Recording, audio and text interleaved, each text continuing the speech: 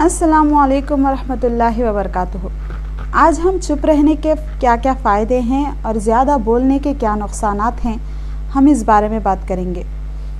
हमें यह पता ही नहीं होता कि चुप रहने के क्या मज़े हैं। एक हज़रत हमेशा खामोश रहा करते थे, तो किसी ने उनसे कहा कि हज़रत आप कुछ नसीहत कर दें जिसे हम सब फ़ायदा उठाएं। तो उन हज़रत ने जवाब दिया, जिसने हमारी खामोशी से कुछ नहीं फ़ायदा उठाया, वो हमारे बोलने से क्या फ़ायदा उठाएंगे। लोगों की आदत होती है ज़्यादा बोलने की। वो चुप भी रहना चाहें तो वो चुप नहीं रह सकते, बोलते रहते हैं, चाहे जैसा भी माहौल हो, जैसी भी कंडीशन हो, उन्हें ऐसी आदत होती है कि वो बोलते ही रहते हैं। उन्हें ये ज़्यादा बोलने के नुकसान ये भी हैं कि उन्हें ये पता नहीं चलता कि वो क्या बोल रहे हैं, अपनी ज़बान से कौन से लफ्ज़ वो इस्तेमाल कर रहे हैं। जब कोई इंसान हकलाता है तो उसकी बुराइयां में लग जाते हैं। जो कोई ज़रूरत से ज़्यादा काला हो तो उसकी रंग रूप के बारे में बात करना शुरू कर देते हैं। इंसान को ये पता ही नहीं चलता कि हमारे ज़्यादा बोलने से उनके दिलों पर क्या असर होगा और हमारे अमल नामा में गुनाह कितने ज़्यादा। चुप्पी के बहुत से फ़ायदे हैं। जब गुस्सा आए चुप हो जाएं। किसी को तनकीद करने का मन करे तो चुप हो जाएं। किसी को गाली देने का दिल चाहे तब चुप हो जाएं। किसी को बद्दुआ देने का दिल करे चुप हो जाएं। जब बंदा चुप रहता है तो दुनिया से बहुत कुछ सीखता है। चुप रहने से अल्लाह की याद दिल में रहती है। चुप रहने से ज़्यादा हमारे दिल में ज़िक्र और अस्कार करने की तौफ़ीक़ अल्लाह ताला हमें डाल देते हैं। और जो इंसान चुप रहता है वो अल्लाह के बनाई हुई हर चीज़ पर गौर व फ़िक्र करता है। चुप रहकर इल्म सीखें, चुप रहकर चुप रहकर दीन सीखें और चुप रहकर सामने वाले को समझने की कोशिश करें कि उसके दिल में क्या चल रहा है, उसके रिएक्शन में क्या है।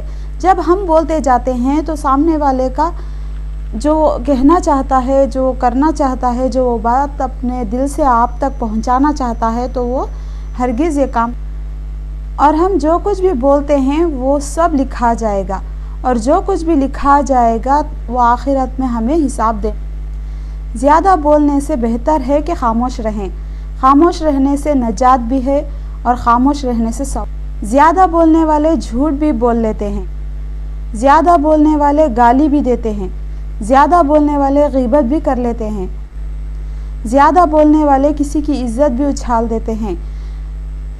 ज़्यादा बोलने वाले किसी का मजाक भी बढ़ा और जो सामने वाले को तकलीफ़ पहुंचती है उसका उन्हें रत्ती भर भी इल्म भी नहीं होता। वो बोलते जाते हैं।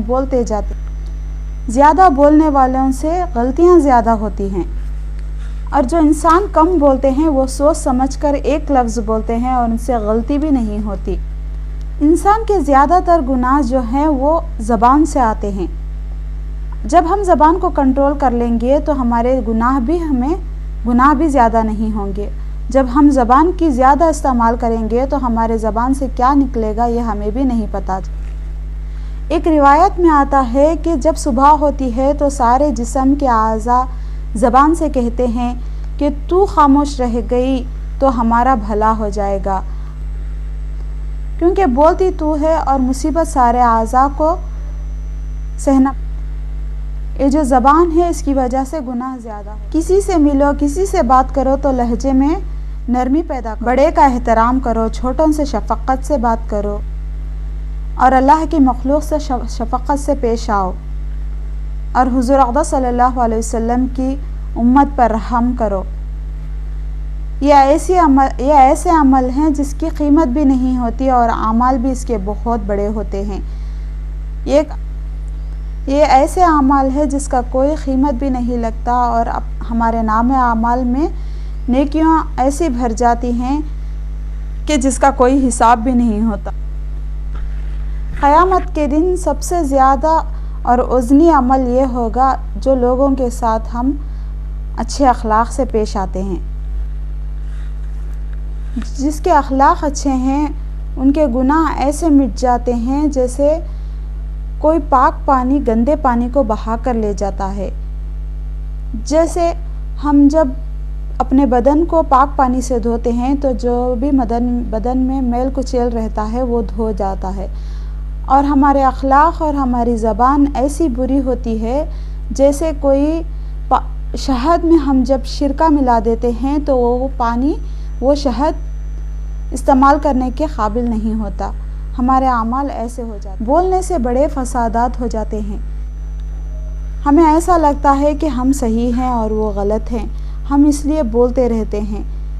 یہ بھی نہیں سوچتے کہ سامنے والا کیا بولنا چاہتا ہے. اس لیے سامنے والے کو بھی بولنے کا موقع دیجیے.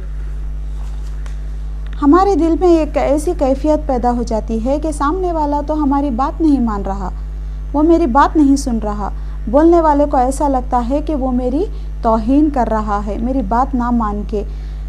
زیادہ بولنے والوں کے بات بھی کوئی نہیں سنتا، ان کی عزت بھی کوئی نہیں کرتا. اس لیے زیادہ سے زیادہ خاموش رہنے کی کوشش کریں. اپنی عزت کو اللہ کے لیے برباد نہ کریں. اپنی عزت کی حفاظت کرنا سیکھیں. کم بولیں اور اپنے آس پاس لوگوں سے حسن سلوک اور اچھے اخلاق سے پیش آئیں. کسی سے نفرت اتنی کرو کہ برداشت کر سکو اور کسی سے محبت بھی اتنی کرو کہ وہ بھی برداشت کر سکو. اللہ کی دعوت کے لیے کوئی تبلیغ والے دروازے پر آتے ہیں تو وہ بیل بجاتے ہیں تو اندر سے جب گھر کا کوئی افراد باہر آتا ہے تو وہ کہتے ہیں کہ گھر میں مرد حضرات نہیں ہیں تو وہ واپس چلے جاتے ہیں. وہ یہ بحث نہیں کرتے کہ جاؤ اور دیکھو کہ گھر میں مرد ہیں یا نہیں. اکثر لوگ یہ کہتے ہیں کہ بچوں سے کہلواتے ہیں کہ ابا گھر میں ہوتے ہیں، مگر وہ کہتے ہیں کہ جا کر کہو کہ گھر میں ابا نہیں ہیں. تو بچہ جا کر کہتا ہے کہ ابا نے کہا ہے کہ ابا گھر پر نہیں ہیں. تو وہ سنتے ہیں اور وہ خاموشی سے چلے جاتے ہیں. بچوں کو یہ پتہ نہیں چلتا کہ کیسے بولنا ہے. تھوڑے بڑے بچے رہتے تو وہ بولتے ہیں کہ ابا گھر پر نہیں ہے. چھوٹے بچے کہتے ہیں ابا نے کہا ہے کہ ابا گھر پر نہیں ہے. باوجود کہ گھر میں مرد حضرات بھی ہیں.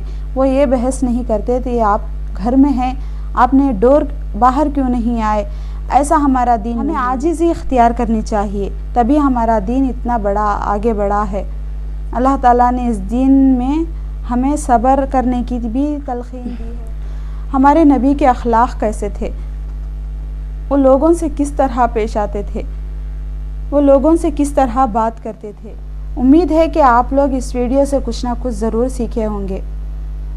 آخر میں آپ سب کے لیے دل سے دعا ہے کہ آپ سب خوش رہیں، آباد رہیں.